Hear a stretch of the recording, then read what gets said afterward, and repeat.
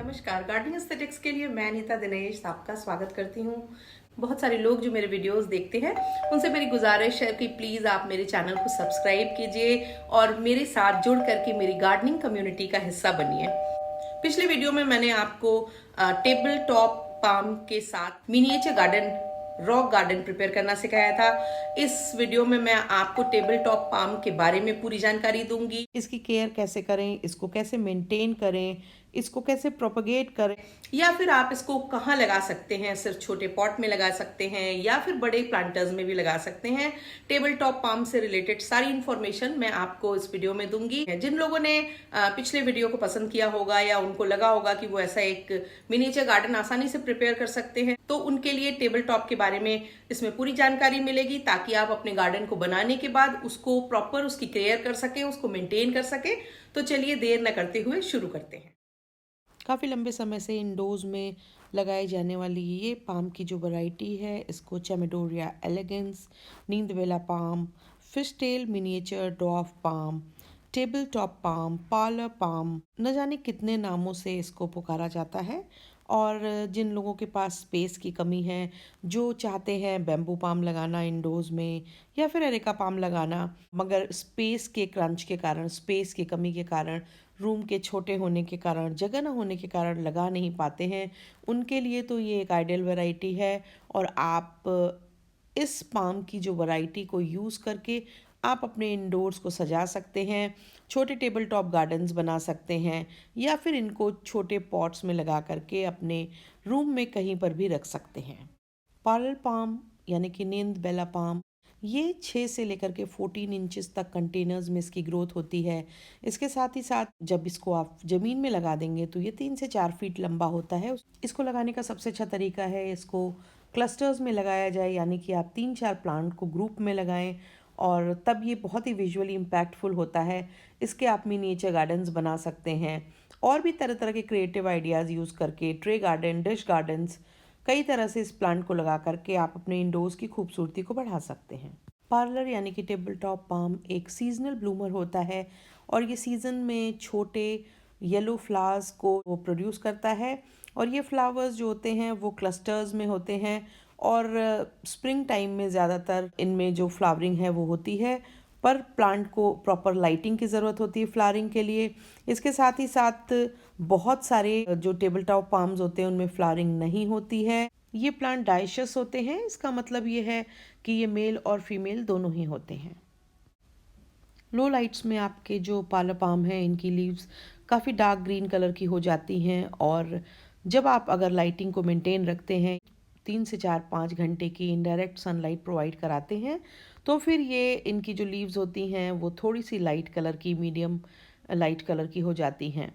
और पर एक बात हमेशा ध्यान रखना है कि इन प्लांट्स को आफ्टरनून सन में, हमारे नॉर्थ इंडिया में जिस तरह से दोपहर में तेज़ धूप होती है, वैसी धूप में प्लीज़ इनको बिल्कुल भी मत रखें, क्योंकि उससे इनकी लीव्स बर्न हो सकती हैं।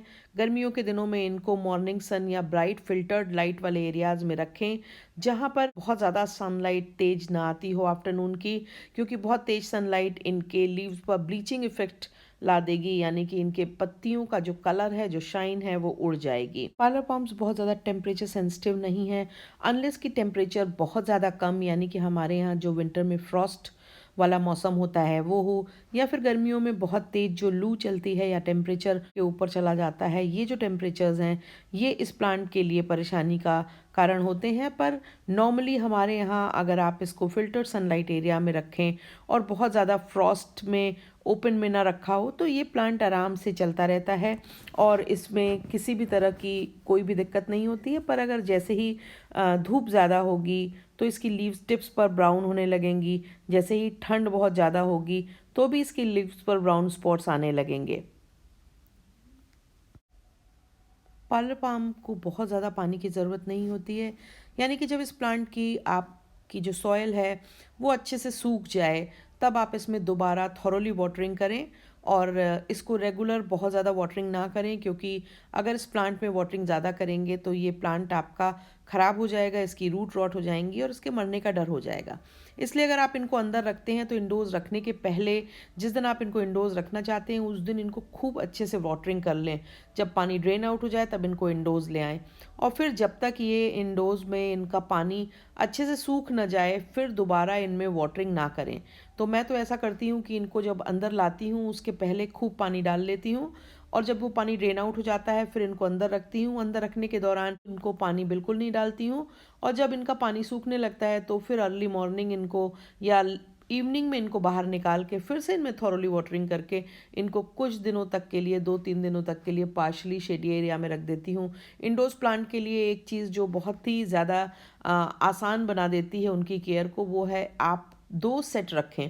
अगर आप एक ही प्लांट के 2 सेट रखते हैं तो आप उनको चेंज कर सकते हैं, इंटरचेंज कर सकते हैं। इससे फ़ायदा ये होगा कि 15 दिन अगर आपका एक पॉट अंदर रहेगा तो दूसरा इनडायरेक्ट सनलाइट में रहेगा और उसमें ग्रोथ होती रहेगी और उसकी लीव्स की शाइन बनी रहेगी। अगर आपके प्लांट की लीव्स की टिप ब्राउन हो रही है तो इसका मतलब ये है कि आपके प्लांट में पानी की कमी है, और अगर पत्तियां पीली हो रही हैं, येलो हो रही हैं, तो फिर इसका मतलब ये है कि आप प्लांट में पानी बहुत ज़्यादा डाल रहे हैं। पार्लर पाम का जो मेजर ग्रोइंग सीज़न होता है हमारे यहाँ, वो लगभग साल भर तक ये बढ़ते हैं। जब पर बहुत ज़्यादा जब टेम्परेचर डाउन हो जाता है, 5 डिग्रीज़ के नीचे चला जाता है, या फिर बहुत ज़्यादा 48 डिग्री के ऊपर जाने लगता है, तो थोड़ा सा इनकी ग्रोथ जो होती है वो स्लो हो जाती है, धीमी होती है। ऐसे में जब इनका ग्रोइंग सीज़न चल रहा हो तो आप इनमें कोई भी डाइल्यूटेड ऑर्गेनिक या इनऑर्गेनिक मैन्योर को यूज़ कर सकते हैं।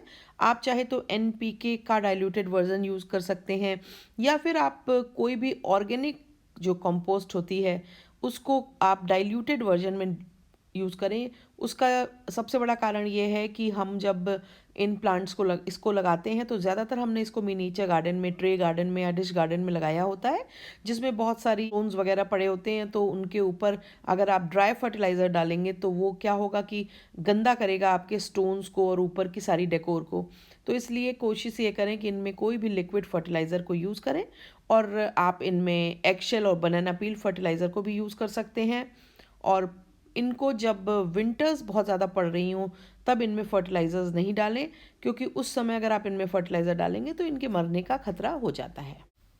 सारी पाम वैरायटीज़ की तरह पार्लर पाम को भी एक वेल ड्रेनिंग रिच सॉइल की ज़रूरत होती है, और मेरे हिसाब से आपको इनमें 30% नॉर्मल गार्डन सॉइल, 30% सैंड, और इसके साथ ही 40% इसमें ऑर्गेनिक मैन्योर डालना चाहिए। ऑर्गेनिक मैन्योर में आप काऊ डंग मैन्योर को यूज़ कर सकते हैं, इसके साथ ही आप वर्मी कंपोस्ट को यूज़ कर सकते हैं, या फिर लीफ मोल्ड्स को भी यूज़ कर सकते हैं।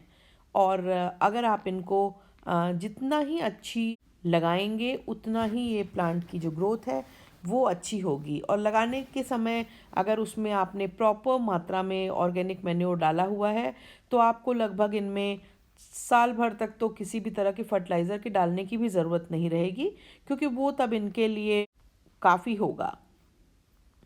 हालांकि जो ये गुड लक पाम्स होते हैं, पार्लर पाम्स होते हैं, ये स्लो ग्रोवर्स होते हैं और बहुत ज़्यादा इनका जो रूट सिस्टम होता है वो स्ट्रॉन्ग नहीं होता है, बहुत ही वीक होता है।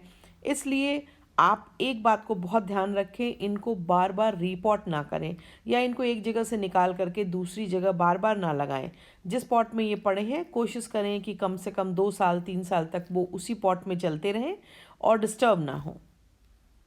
अपने टेबल टॉप पाम्स को आप बिल्कुल भी प्रून ना करें, क्योंकि इनमें प्रूनिंग की ज़रूरत नहीं होती है, और इनका जो लीफलेट्स होते हैं ये मेन स्टेम से ही ग्रो होते हैं।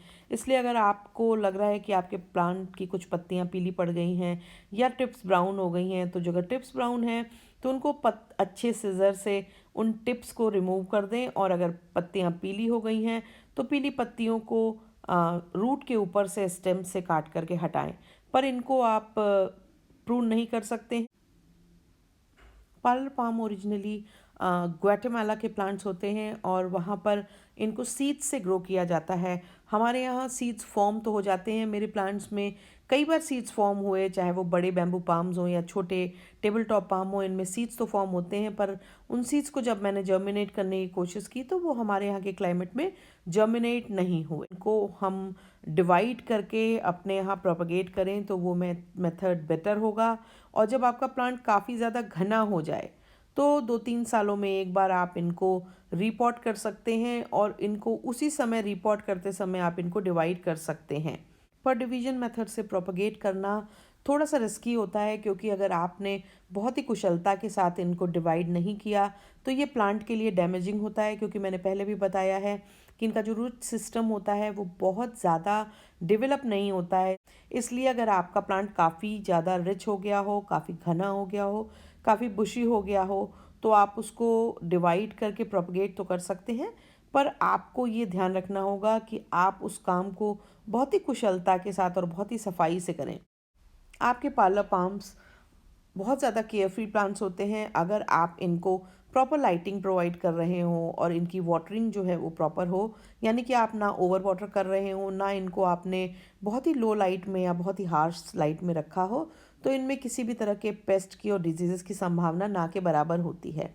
हालांकि कुछ ऐसे पेस्ट हैं जो इस प्लांट को इन्फेक्ट करते हैं, उनमें small red plant spider mites होते हैं, तरह तरह के नेमेटोड्स होते हैं, और इसके बाद मिली बग्स होते हैं, वाइट फ्लाइज होती हैं और प्लांट स्केल होते हैं। ये सारी जो प्रॉब्लम्स होती हैं वो इनमें तब ज़्यादा दिखाई देती हैं जब इनकी रिक्वायरमेंट का ना इनको वाटर मिल रहा हो, यानी कि वाटर ज़्यादा मिल रहा हो, और फिर लाइट जो है वो इनको कम मिल रही हो। टेबल टॉप पाम एक ऐसी पाम वैरायटी है जिसको आप तरह तरह से क्रिएटिवली यूज़ कर सकते हैं और लोगों को अपनी क्रिएटिव एबिलिटीज़ से, क्रिएटिव साइट से परिचित करा सकते हैं। आप इनको अपने केबिन्स में, ऑफिस के टेबल टॉप्स पे यूज़ करने के लिए तरह तरह के मिनिएचर गार्डन्स बना सकते हैं, डिश गार्डन बना सकते हैं, और या खूबसूरत पॉट्स में इनको आप यूं ही भी लगा देंगे तो भी ये बहुत खूबसूरत लगेंगे। साथ ही आप अपने इंडोर्स में इनको टेबल टॉप गार्डन्स में और इसके अलावा डाइनिंग रूम्स में इनको लगा सकते हैं और ये देखने में खूबसूरत लगेंगे।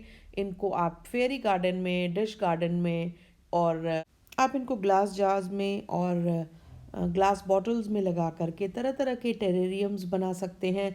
इंडोर्स में आप इनको बहुत ही ज़्यादा क्रिएटिव आइडियाज़ के संग यूज़ कर सकते हैं। पार्लर पाम के संग मैंने एक मिनिएचर गार्डन क्रिएट किया था जिसका कि लिंक आपको ऊपर आ रहा होगा। इस पे जा कर के आप अपने यहाँ पार्लर पाम की हेल्प से एक खूबसूरत मिनिएचर गार्डन क्रिएट कर सकते हैं।